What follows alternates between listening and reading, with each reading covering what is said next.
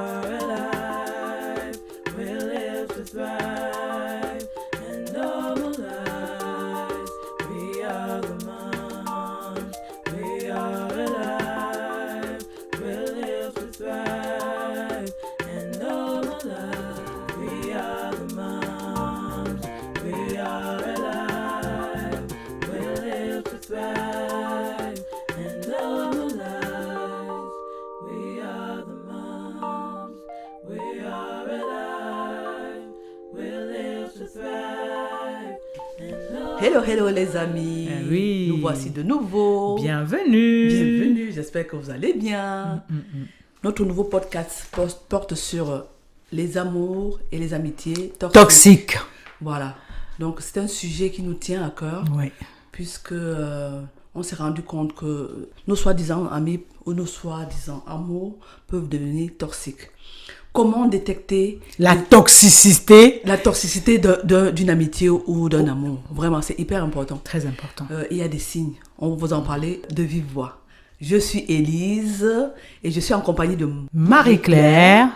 pour notre podcast E égale MC2.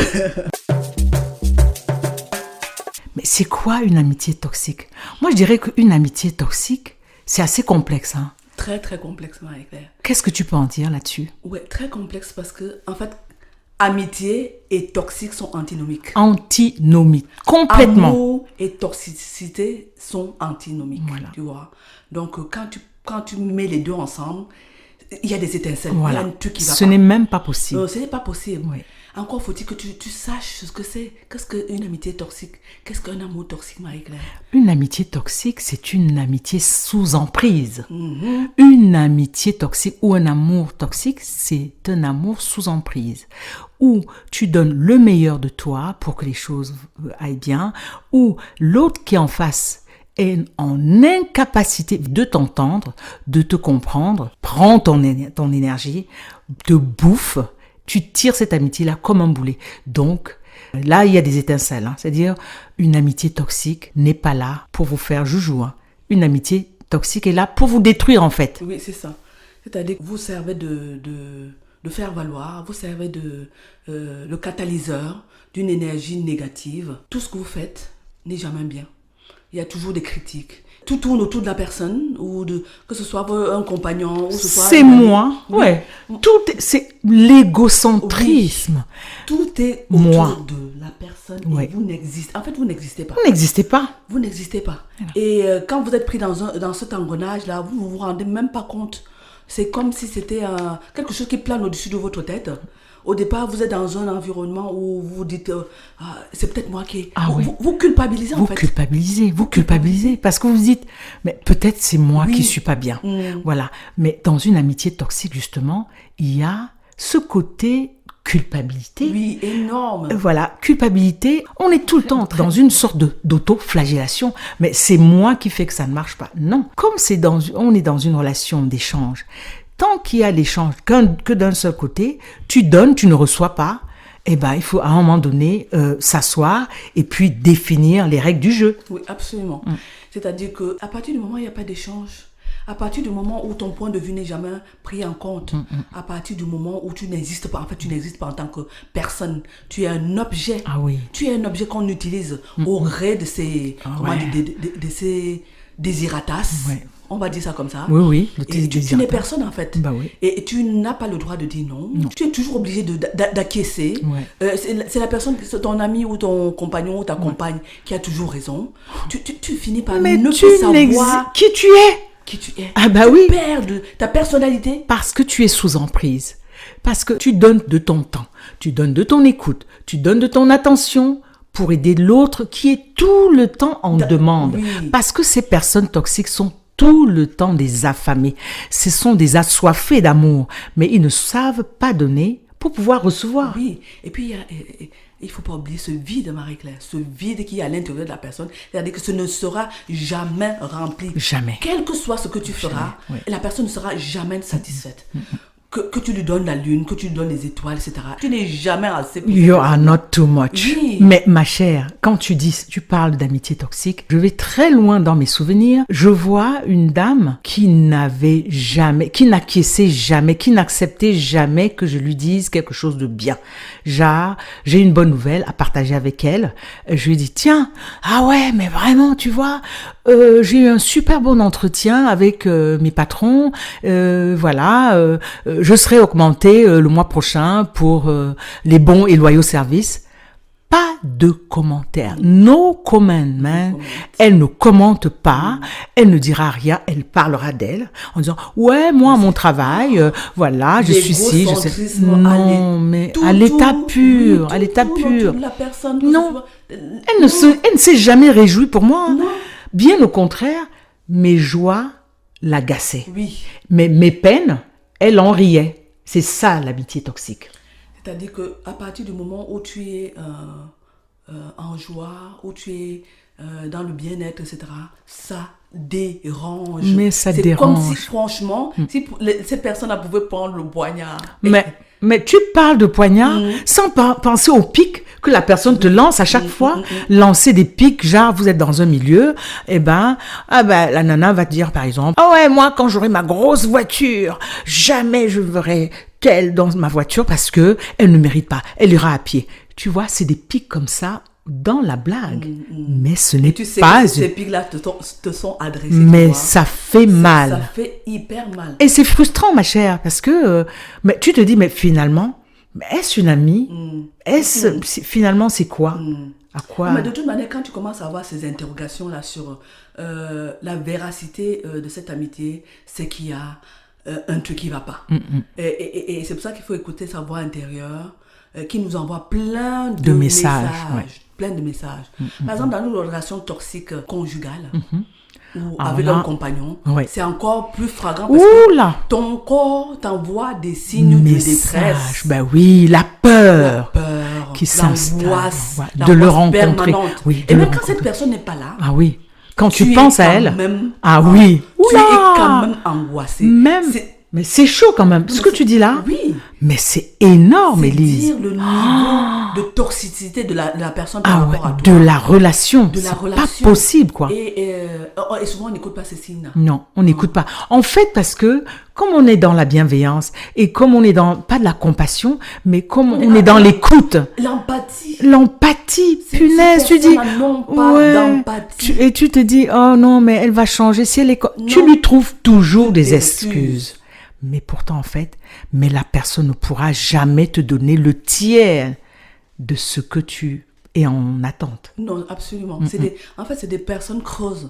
Et je dirais qu'il faut aller regarder dans leur enfance. Comment a été leur enfance. Tous les psychologues te diront, de tel âge à tel âge, souvent la petite enfance, c'est là que se structure l'état émotionnel de la personne. Et en grandissant, cet état émotionnel est toujours là. Et c'est ça qui forme cette personne qui est, comment te dire, elle ne se rend même pas compte qu'elle est toxique pour toi. De 0 à 5 ans. Oui, c'est toi qui est dans le faux. C'est toi, tout est de ta faute. Tout est centré sur toi. C'est toi. Lui, c'est la personne, c'est la victime. Voilà. La victime de... Éternellement victime. Victime. Il faut écouter sa voix intérieure. Il faut écouter les signes que t'envoie ton corps, ton cœur. Et faire vraiment gaffe. Souvent, on est dans une dimension de... Je vais guérir la personne va s'améliorer au fil des ans. Non, c'est faux. C'est un état d'esprit. Non, c'est un état d'esprit. Elle ne guérira cette personne jamais que si elle veut. Parce que ce que tu dis aussi, il faut qu'on le rappelle, hein, la difficulté, c'est de percevoir si cette personne est toxique.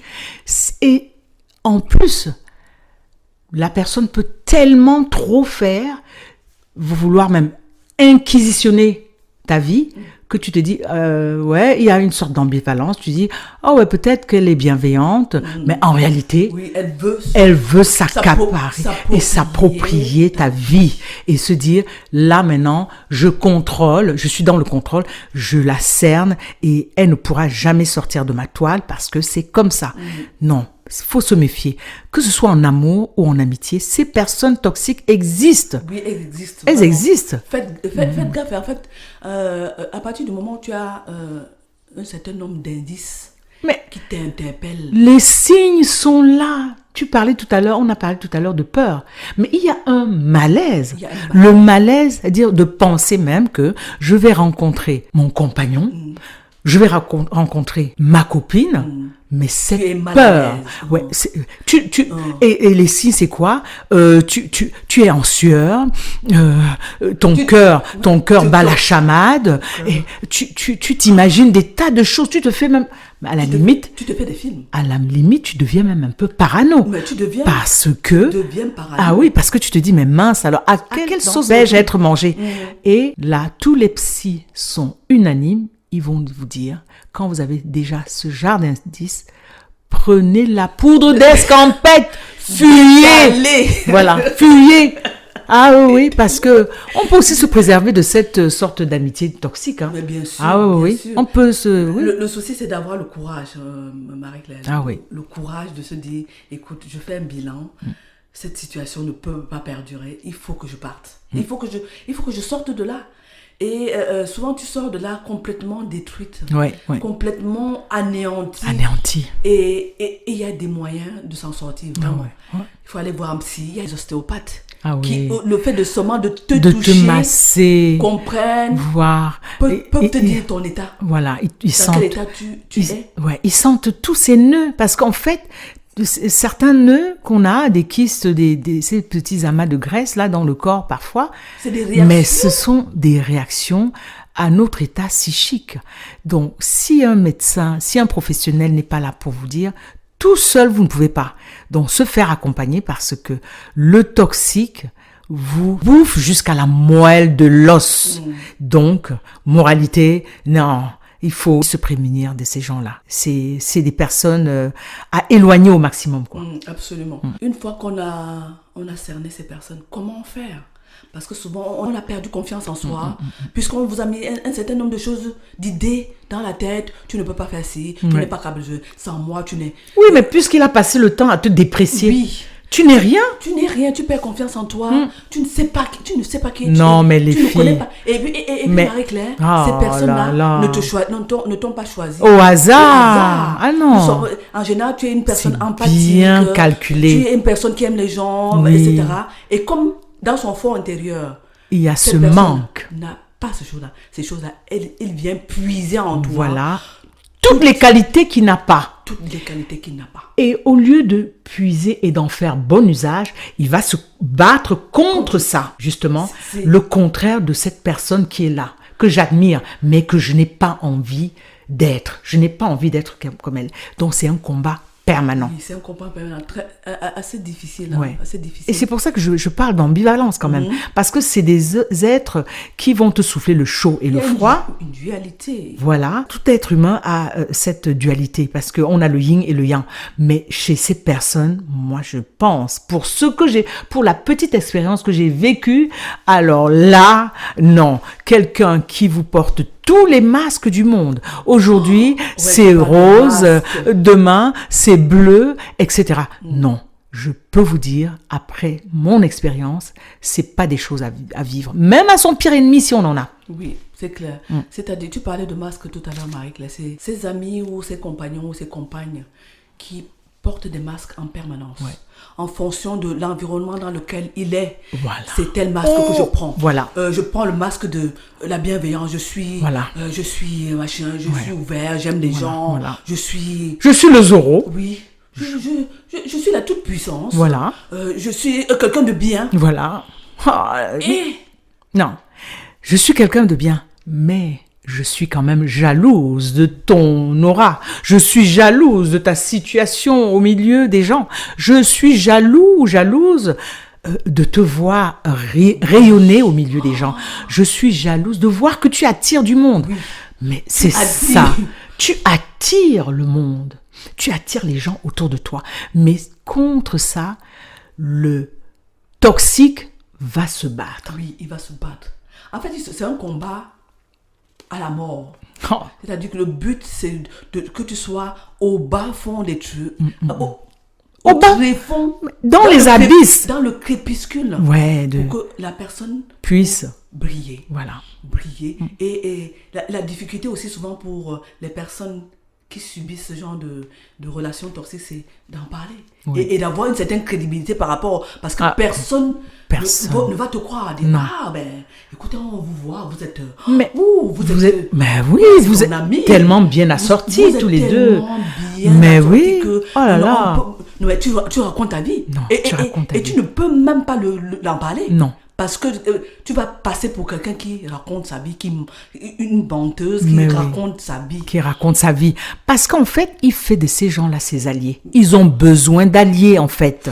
Ils ont besoin d'alliés pour te noyer, pour t'enfoncer et dire, vous voyez, c'est moi la copine la plus, voilà, je suis celle qui est sur la place, comme s'il y avait une compétition en amitié, quoi. Oui, il n'y a pas de compétition. Ah non, mais même en amour, il n'y a pas. Il n'y a pas de compétition. Tu aimes parce que, voilà, quoi. Nous parlions d'équilibre tout à l'heure. Ah oui. L'équilibre, Oui, j'apporte un petit peu, etc., etc. Ce déséquilibre-là, quand il commence à être trop déséquilibré, c'est qu'il y a un souci. Il y a un souci. Interrogez-vous sur ce genre de relations et n'ayez pas peur d'aller... Aujourd'hui, on a Internet, je dis toujours dans les podcasts, il y a Internet, on peut avoir... On peut aller trouver des solutions. Oui, il y a des recherches, il y a tout. Trouver des solutions, il y a des forums qui vous donnent des indices sur des relations toxiques et vous pouvez vous en sortir, vraiment, vous pouvez vous en sortir. Oui. Il y a des moyens. Mais alors, comment donc, Élise, se prémunir d'une amitié toxique ou d'un amour toxique? Comment faire pour se prémunir? C'est chaud quand même. Non, mais comme je disais... C'est lourd, hein? L'amitié, l'amour et la toxicité ne vont pas ensemble. Non. C'est-à-dire que quand tu es dans ce environnement-là, pour t'en apercevoir, ça veut dire qu'il y a déjà quelque chose qui a germé dans ton esprit. Oui. Il y a des choses qui se sont passées, Ouais. il y a des faits pour lesquels tu n'arrives pas à comprendre le mécanisme. Justement, je dirais que à un moment donné, faire l'évaluation de la situation, savoir où on en est, parce que quand on va de malaise en malaise, c'est qu'il y a le bien-être qui n'est plus dans cette relation. Vous ne pouvez plus, vous n'êtes plus sur la même longueur d'onde. Donc, évaluer la situation, en parler à deux copines, et puis casser le truc, quoi, casser cette machine infernale, parce que on ne s'en sort plus. Et si on n'a pas le cran, on esquive. Mais je pense pour ma part, on esquive parce que c'est le beau rôle, en fait. On se complaît aussi dans une situation qui est peut-être qui nous arrange. Oui, on se complaît. Pourtant, quand on casse la baraque, en créant cette sorte de groupe de parole entre copines, mais on libère même la personne, on lui fait comprendre que tiens, voilà, tu t'es comporté comme ça, peut-être que tu ne te rends même pas compte. Tu as un souci et nous sommes là pour t'accompagner, pour t'aider. Encore faut-il qu'elle soit à l'écoute de ce qu'on dit. Parce qu'à ce moment-là, elle dira, pour celle que je connais, ouais, j'ai pas besoin d'être jugée, je suis comme je suis. Si t'es comme tu es, reste dans ton coin. La deuxième démarche, c'est-à-dire, en dehors de l'évaluation, mais c'est fuir. Sans explication. Fuir. Mais c'est dommage, quoi. C'est dommage. C'est dommage de fuir. Dans certaines conditions, il faut fuir parce que si tu continues à vivre ce genre de situation, ça y va de ta santé. Oui. Ça y va de ta santé parce que, comme je disais tout à l'heure, les indices, c'est ton cœur qui palpite, la tension qui monte. Wow. Et tu ne sais, n'arrives pas à expliquer pourquoi. Non.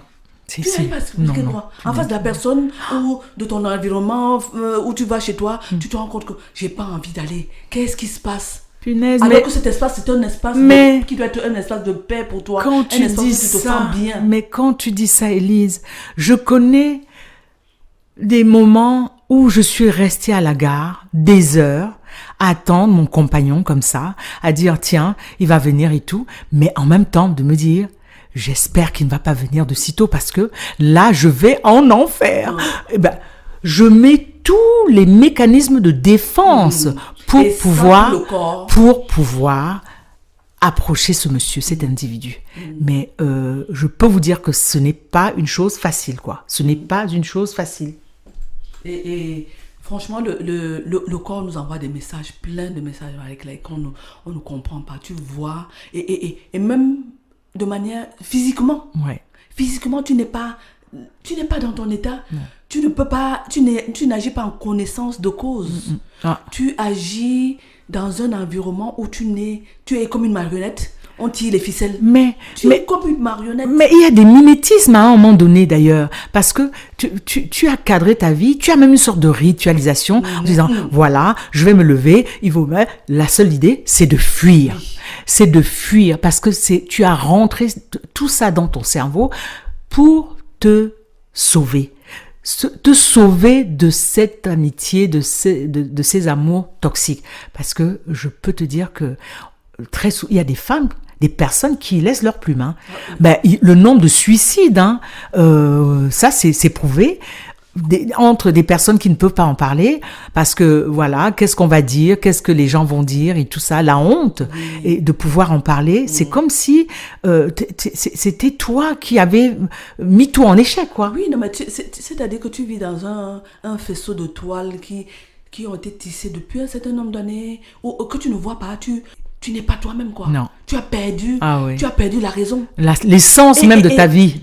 Et souvent, c'est pas que parce que tu n'es pas une intellectuelle ou non, ça n'a rien à voir. Puisque même si tu es intellectuel, mais il va te ramener plus bas que terre en te disant tu n'es rien. Tu n'es rien d'ailleurs sans moi. Voilà, tu n'es rien sans moi. En dehors de moi ta copine. De toute façon, est-ce que c'est avec moi que tu boiras du champagne? D'ailleurs, toi, t'es qui? C'est moi qui t'apprends déjà à t'habiller. Je t'ai appris à boire. Si c'est un homme, il va dire grâce à moi, on te connaît. Tu vois, je t'ai acheté des beaux vêtements, mais c'est infernal. C'est infernal. Et on a aujourd'hui la chance d'être dans la connaissance. De pouvoir parler de ces sujets-là. Oui, librement. Et d'aider d'autres personnes qui sont dans cette situation-là. Oui. Aller chercher la connaissance. Peut-être qu'avec ça, vous pouvez vous en sortir. Oui. Et faire la marche arrière. Ah oui, la marche arrière qui passe par des outils. Il y a plein d'outils à votre portée. Dont les psychologues. Voilà. N'ayez pas écoutez peur aussi nos podcasts. Parce que dans nos podcasts, nous parlons du développement personnel. Nous avons des coachs à Upgrade, donc qui vous parleront de ces sujets-là parce que on a besoin d'être écouté, on a besoin de partager des choses, c'est très important. Les psys sont là, certes, mais déjà ce que dans les podcasts nous diffusons, c'est nos expériences, nos expériences quotidiennes qui font que on soit capable de vous parler en réalité de ce que nous avons traversé. Ben oui, oser parler, Marie-Claire. Oser parler. Je dis simplement qu'à nos âges, si on n'arrive pas à exprimer les choses, à dire notre mal-être, à encourager les jeunes générations à ouvrir les yeux, à être plus vigilants, franchement, c'est des messages qu'on doit passer aux gens pour dire que faites attention. Faites attention. Faites attention à votre vie. Vous êtes assez, comme disait Valérie dans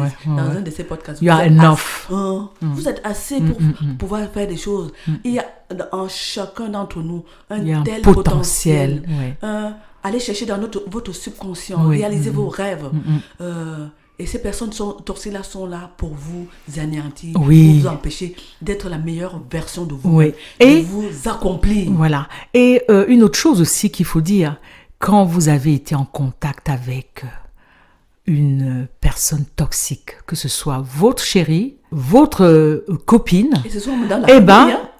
faites-vous accompagner parce que les ruptures amicales font tout aussi mal que les ruptures amoureuse. Oui, ça parce que dans ça, vous faites accompagner par un psy qui va certainement vous donner les clés pour vous en sortir.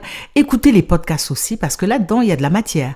Écoutez les podcasts, ça vous donne des billes pour savoir comment avancer face à ce genre de personnes, parce que seul, on est mal. Ça, c'est clair. Oui. Et ça te permet aussi de reprendre possession de ta vie. Ah oui. Et de lui donner la direction que tu as envie de lui donner. Personne ne commande la vie de l'autre. Oui, tu es seul maître. Mais oui. C'est-à-dire que même si la personne te donne un faux semblant d'amour et te dit c'est grâce à moi, c'est complètement absurde et c'est faux.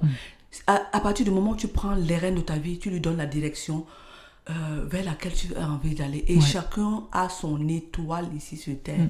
N'hésitez pas à aller explorer votre moi intérieur. c'est hyper important. Et n'ayez pas peur. N'ayez peur de personne. Parce que, en fait, la société est dans l'extériorité, ce qu'on voit. Mais l'intériorité, c'est nous-mêmes. C'est nous-mêmes qui façonnons notre intérieur. L'idée qu'on se fait de soi-même, le self-control, et cet alignement qui nous permet de savoir exactement qui on est, quoi. Aligner nos chakras, vraiment, c'est hyper important. Marie, il y a un certain nombre de personnes qui vont trépasser sans savoir pourquoi ils sont venus sur Terre. Chacun a une mission ici. Chacun a une mission. Va chercher pourquoi tu es là. Va chercher pourquoi. Travaille. Donc, il est important que ces relations-là, on les mette un peu de côté et qu'on avance, vraiment. Et n'ayons pas peur ouvrons les yeux. De briser certaines choses. Ouais. Ouvrons les yeux. Et puis, ne pas se donner très vite. Prendre le temps d'observer. Prendre le temps, tout à l'heure, tout au début du podcast, j'ai parlé des petits tests. Mais oui, il y a des tests aussi qu'on fait, hein. Savoir, est-ce que cette copine tient à moi? Est-ce que mon chéri tient à moi? Oui. Voilà, tout ça, il y a des petites clés comme ça qui nous permettent de jauger le personnage. Et si ça peut être fait aussi de son côté sur vous, pourquoi pas? De toute façon, quand vous êtes dans une relation, il y a quelqu'un qui donne plus que l'autre. Hein. Oui, non, ça c'est sûr. Mais là où le bas commence à blesser, c'est quand il y a un sentiment de supériorité par rapport à... on est dans la parité. Hein. En amour, c'est une sorte d'équilibre. De supériorité et de... non, c'est pas possible. Quoi. Et là, tu commences à te sentir mal et tu te dis... l'amour ou l'amitié ne s'enfle pas d'orgueil. Oui, absolument. Ouais, voilà. Donc, c'est important de faire attention à nous, de prendre soin de nous, d'être bienveillante vis-à-vis des gens. Et si quelqu'un n'est pas bienveillant vis-à-vis de toi, c'est qu'il ne te mérite pas. Voilà, il ne te mérite pas. C'est qu'il n'est ni ton amitié, ni ton amour. Voilà. Et n'ayons pas peur d'avancer. D'avancer. Et de casser des relations toxiques. Voilà. Casser des relations toxiques et savoir qu'on n'est jamais seul au monde. Parce que celle ou celui que vous laissez parce que il ou elle a été toxique, l'univers vous enverra quelqu'un, puisque vous avez demandé, l'univers vous renverra une personne qui rentre dans vos critères. Moi, je crois à ça, je crois à la loi de la nature, de l'univers, qui dit, quand on lui demande avec attention, avec foi, il nous le donne. Et faisons-nous accompagner quand vous avez eu une rupture amicale.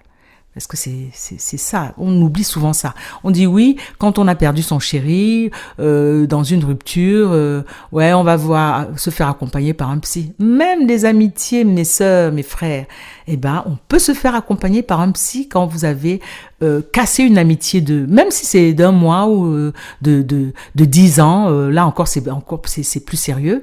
Se faire accompagner pour comprendre et passer à autre chose en fait. Et faire du sport, parce que le sport vient encore une fois poser et vous aider, vous accompagner à oublier et se dire, tiens, mais c'est même en courant que vous avez toutes ces idées là dans la tête. On vous dire, ah là là, voilà, j'ai commencé. Aujourd'hui, je termine mon parcours. J'ai les idées claires et tout est clair devant moi. Voilà, et vous prenez la bonne décision. Vous arrêtez les amitiés toxiques ou les amours toxiques. C'est fait pour vous nuire et ça vous fout des maladies. Des maladies psychosomatiques, moi je te dis. C'est psychosomatique, pas seulement. Oui, psychosomatique. Oui. Ça peut aller très très loin. Cancers, Oui. C'est-à-dire que moi je prends toujours c'est des nœuds. Oui, c'est des nœuds. C'est un peu des comme nœuds. Tu sais, pendant le salon d'agriculture, quand on déplace les bœufs, ils sont stressés. Ah oui, oui. Tout ça là. Voilà. Les muscles sont stressés. Tu as une mauvaise viande. Elle n'est pas bonne. Le corps humain réagit de la même façon. Ouais. Par rapport au sport, j'ajouterais aussi la respiration. Quand vous sentez qu'il y a un truc qui ne va pas, il y a un nœud quelque part, n'hésitez pas à respirer. Et on apprend à respirer. On apprend à respirer. Il y a des respirations qui vous font du bien. Des respirations qui sont très très bien. Voilà. Tout ce qui peut vous faire du bien. Tout ce qui peut vous accompagner, vous amener, sortir de votre zone de confort. parce que les relations toxiques aussi, c'est vous mettre plus bas que terre et vous avez peur de tout, vous avez peur de vous investir dans une nouvelle activité, de réaliser vos rêves. Non, n'ayez pas peur, allez-y. Ouais. Hein, Marie-Claire? Oui, Donc, de toute manière, c'est un sujet hyper vaste. Nous apportons juste notre petite expertise, notre petite expérience pour vous dire que tout est possible. Tout est possible. Tout est possible. Ayez la foi. Prenez des risques. Libérez-vous. Croyez en vous. Oui. D'abord, personne ne viendra croire en vous. Non. Croyez d'abord en vous. Il n'y a pas de sauveur. Voilà. Ok. Sur ce, Élise, on va clore les débats et nous dire au prochain podcast. Et puis, soyez toujours à l'écoute. Ok. Écoutez, likez, partagez. Et faites-nous des commentaires. Voilà. On vous aime fort. À bientôt. À bientôt. On vous embrasse. On vous embrasse très, très fort. We are the moms. We are alive. We live to thrive and normalize. We are the moms. We are alive. We live to thrive and normalize. We are the moms. We are alive. We live to thrive.